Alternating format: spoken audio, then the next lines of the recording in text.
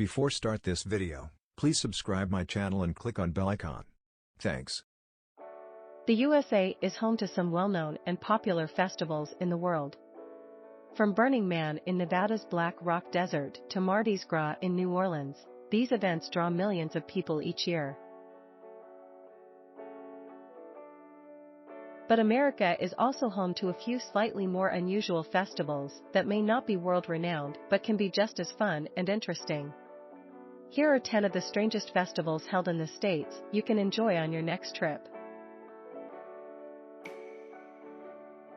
Related, 10 Weird and Wonderful British Festivals. 10 Avon Heritage Duct Tape Festival. Ohio Duct Tape Festival returns after 2 years of cancellations. Every DIYer knows that if something is supposed to move but doesn't, then WD-40 is the solution, and if something is moving but shouldn't be, then D.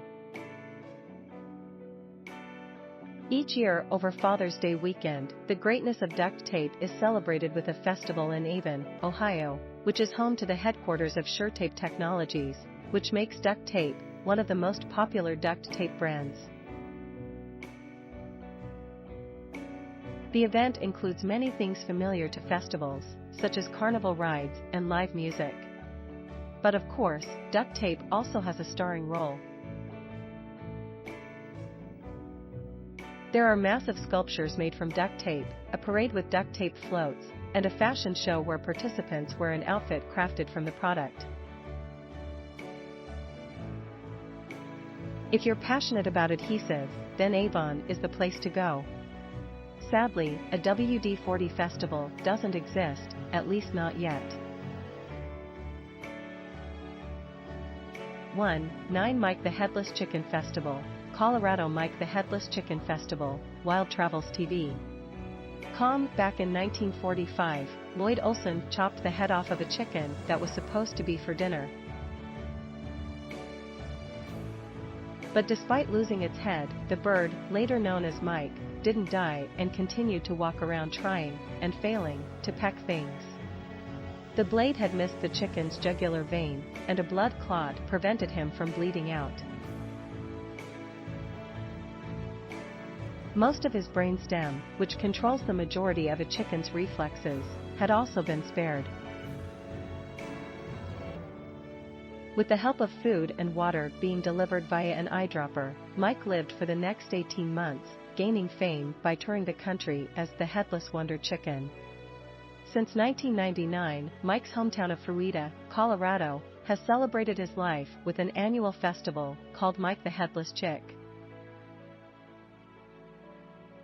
2 of the main events at the festival aren't particularly chicken-themed, a 5K race and a disc golf tournament, but there is also a poultry show and a chicken wing eating competition. 8 Spam Jam, Hawaii Spam Jam. This weekend in Waikiki. Spam is a pretty divisive meat product around the world, but Hawaiians can't get enough of it.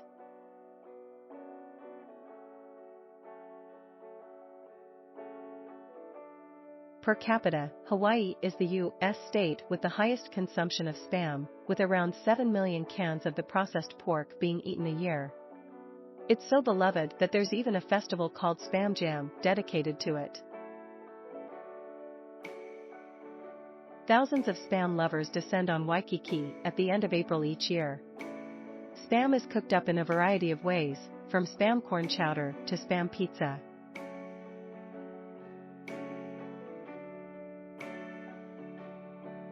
There are also options for those with a sweet tooth, such as Spam flan. Hormel, who makes the meat, even sends ambassadors to the event, Sir Canalot and Spammy. The event is also used to collect money and food donations for the Hawaii Food Bank. Of course, many cans of Spam are donated. 7 Underwater Music Festival. Florida Underwater Music Festival spotlights coral reef protection. For a music festival with a difference, head to the Lower Keys in Florida, which plays host to an underwater music festival. Held at Looe Key Reef, festival co-founder Bill Becker explains that the festival encourages people to both enjoy and look after the coral reef. The more people realize what's down there and enjoy it, the more they're likely to protect it, he says. As divers swim through the beautiful fish-filled reef, they're treated to water-themed musical selections. Songs like Yellow Submarine by the Beatles and Fins by Jimmy Buffett are pumped into the water by speakers on the underside of boats. Divers often dress up in fun costumes, and they can even pose with artistic instruments, such as a baratuba and a clamborine. 4. 6 Frozen Dead Guy Days. Colorado Frozen Dead Guy Days full episode. Colorado's Frozen Dead Guy Days Festival was created in 2002 to celebrate Brito Morstel, a dead. Festival goers can participate in a coffin race, a hearse parade, and a frozen t-shirt contest, among other death and ice-related activities during the March festival. The story goes that Brito died in Norway in 1989 and was put on dry ice to be shipped to his grandson, Trygve Boj, in the USA, where he was cryogenically frozen. Brito's corpse was then kept in a shed by Trygve, but when he was deported for overstaying his visa, the storage of the frozen dead relative was passed on to his mother, Aud. When the town council found out that a dead guy was being kept in a shed, they made it illegal to store the whole or any part of the person, body, or carcass of a human being or animal or other biological species, which is not alive upon any property. However, thanks to a grandfather clause, an L. Bo Schaefer, coincidentally known as the Iceman, is currently responsible for keeping Brito frozen via dry ice.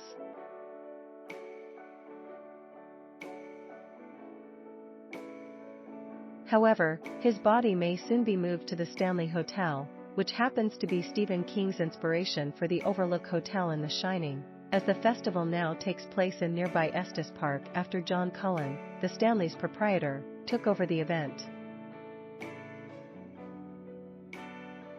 5. Blobfest, Pennsylvania 2022 Blobfest Runout Sci-Fi Movie Reenactment. The Colonial Theater, Phoenixville, Pennsylvania. One of the most iconic scenes in the 1958 sci-fi horror The Blob is when the eponymous blob oozes into the Colonial Theater, causing a horde of moviegoers to flee the cinema in panic.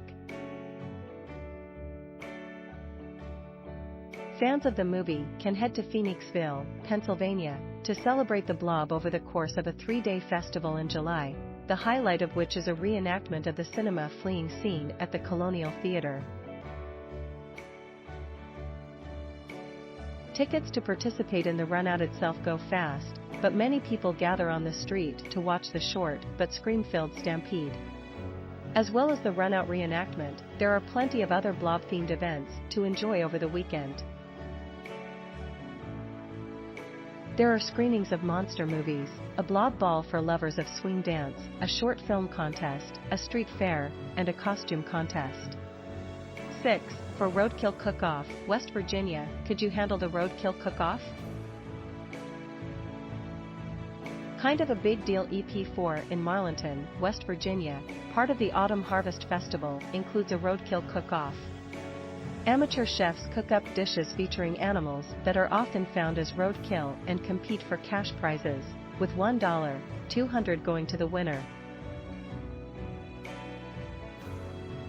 The meat used isn't actually found on the side of the road, not usually, anyway. Some of the meals are made with familiar meats, such as rabbit and venison, but many of the dishes are rather more unusual. For those wanting to be adventurous with their choices, the menu in previous years has included black bear stew and iguana tacos. Other options include squirrel, frog, armadillo, possum, and raccoon, all cooked in a variety of ways. The whole thing is tongue and cheek, according to Ed Blackford, who has participated in the festival for many years. It's a stab at what other Americans think of us West Virginians. They call us rednecks, but that can be a compliment down here. This is about having fun.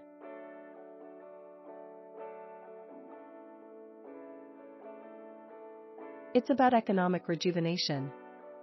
7. 3 Shrekfest, Wisconsin. I survived a Shrek festival. Shrekfest, a festival that celebrates the 2001 animated movie Shrek, started out as a joke online but quickly became a reality offline.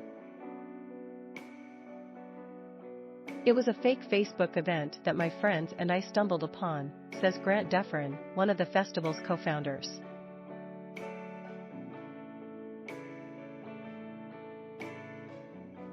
We were really excited to go to it, and then we found out it wasn't a real event. Instead of accepting the disappointment and moving on, Dufferin and his friends decided to organize the festival themselves. The first Shrekfest was a modest event held in 2014 at a park in Madison. However, due to its growing popularity over the years, it was moved to Milwaukee in 2022. There's Shrek-themed food and live music, a costume contest, a roar competition, a stomach-churning onion-eating contest, and, of course, a screening of the movie.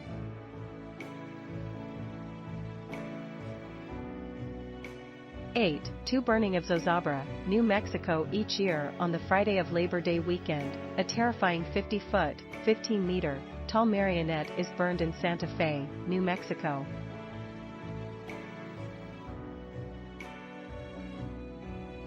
The event heralds the beginning of Fiestas de Santa Fe, and the 2023 burning will be the 99th one that has taken place.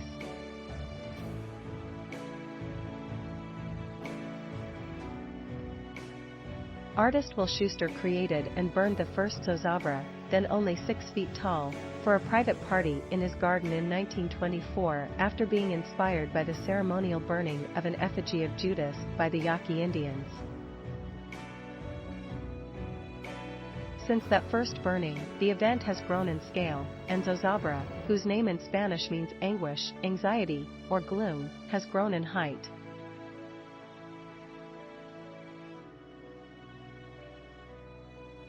Also known as Old Man Gloom, Zozobra's arms and head are movable, making him one of the largest functioning marionettes in the world.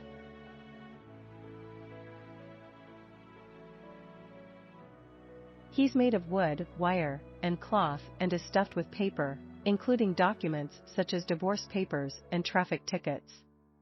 The idea is to take anything that has caused misery over the year and set it alight. 9. 1 Cow Chip Throw and Festival, Wisconsin Cow Chip Throw Festival. Chips happen. Another festival that takes place over Labor Day weekend is Wisconsin's Cow Chip Throw and Festival. The festival includes live music, a parade, a fun run, and an arts crafts fair, but the main attraction is the cow chip throw.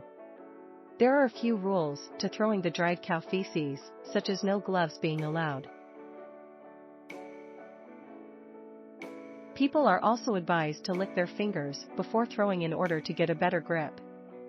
Since 1991, Greg Newmayer has held the record for the farthest throw, coming in at an impressive 248 feet, 6 meters. The cow chip throw started as a commemoration of the first pioneers burning the chips for heat in the harsh winters. It also inspired a similar event held on the state line between Florida and Alabama, but instead of cow pats, mullet fish are thrown. Joe Gilchrist, the owner of the Floribama Beach Bar, saw the cow chip flinging event and wanted to create something similar to boost business during the colder season. He picked mullet because it's indigenous to the area, and thus, the Floribama mullet toss was born. 10. Fact checked by Darcy Heikkinen. Thanks for watching. Credits to listverse.com. Please subscribe my channel for more videos.